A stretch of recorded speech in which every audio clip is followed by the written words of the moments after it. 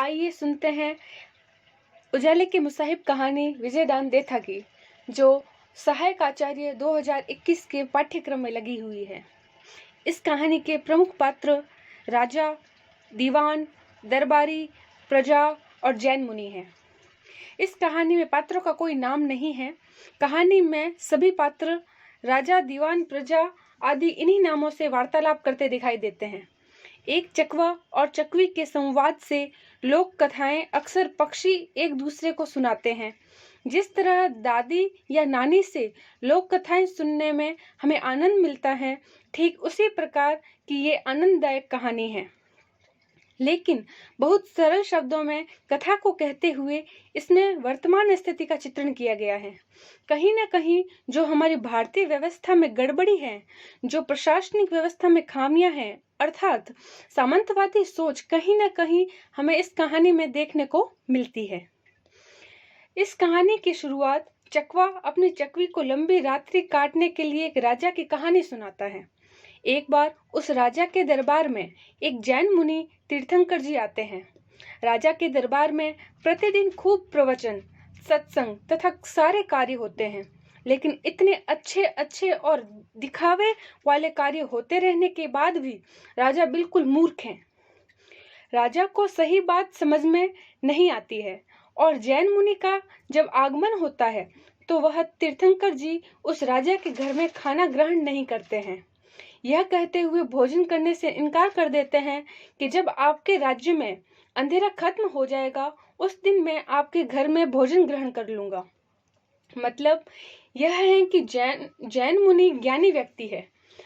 थोड़ी देर में ही वे जान जाते हैं कि यहाँ स्थिति सही नहीं है और ये राजा मूर्ख हैं एवं यहाँ सभी अज्ञानी लोग ही रहते हैं। लेकिन राजा वास्तविक मर्म को ना समझते हुए उस अंधेरे को दूर करने के लिए कई सारे बाहरी उपाय करता है। इस कहानी में उजाला ज्ञान का प्रतीक है और जैन मुनि जिस अंधकार को मिटाने की बात कहते हैं वह अंधकार ज्ञान रूपी अंधेरा है। यहाँ अंधेरा अज्ञानता का प्रतीक है। मतलब यह है कि राज्य से अज्ञानता के अंधेरे को दूर करना है, परंतु वह मूर्ख राजा अंधेरे को मिटाने का क्या क्या बाहरी उपाय करता है। ये सभी उपाय या राजा द्वारा अंधेरे को मिटाने के लिए किए जाने वाले बाहरी प्रयासों को हम इस कहानी के माध्यम से जानेंगे, जिसमें वो कार्य अलग अलग उपाय करता है। उन उपायों में पहला जो कार्य है वो कार्य है राजा उस अंधेरे को मिटाने के लिए अंधेरे को उलीचने का कार्य करता है। दीवान और प्रजा रात्रि के समय बाल्टी भर भर के अंधेरे को उलीचने का कार्य करते हैं। राजा बाल्टी में भर भर के अंधेरे को बाहर फेंकने का प्रजा को आदेश देता है और वे लोग पूरी रात अंधेरे को बाल्टी में भर भर के उलीचने का कार्य करते हैं। प्रजा और दरबारी गण बिल्कुल चापलूस दिखाई गए हैं, परंतु जैसे ही रात्रि को चंद्रमा उदित होता है अंधकार चारों तरफ फैल जाता है। लेकिन राजा मानने को तैयार ही नहीं है और फिर वह दूसरी योजना बनाता है। वह दूसरी योजना क्या बनाता है, सुनिए। राजा उस अंधेरे को मिटाने के लिए दूसरा कार्य सोचता है कि और अपनी बुद्धि का उपयोग करके वह दीवान को आदेश देता है कि अंधेरे की जगह पर पूरे राज्य में सफेद कलर की कलाई पुतवा दो। प्रजा और समस्त दरबारी गण राजा की आज्ञा का पालन करने में लग जाते हैं और पूरी रात सभी जगह कलाई पुतवा दी जाती है। परंतु जैसे ही दिन खत्म होता है अंधेरा फिर कायम हो जाता है। रात होते ही अंधेरा हो जाता है। उसी रात चांदनी रात होती है तो थोड़ा उजाला रहता है, जिसके कारण उन्हें लगता है कि अंधेरा हम मिटा पा रहे हैं। अब थोड़ा थोड़ा उजाला होने लग गया है, परंतु धीरे धीरे वही रात होती है और अंधेरा हो जाता है। इस प्रकार वे वार्तालाप करते हैं। तीसरा कार्य वो क्या करते हैं, इस बार राजा फिर से अपने दीवान और दरबारी गण के साथ योजना बनाता है और अंधेरा मिटाने के लिए मशाल जलाने का आदेश देता है।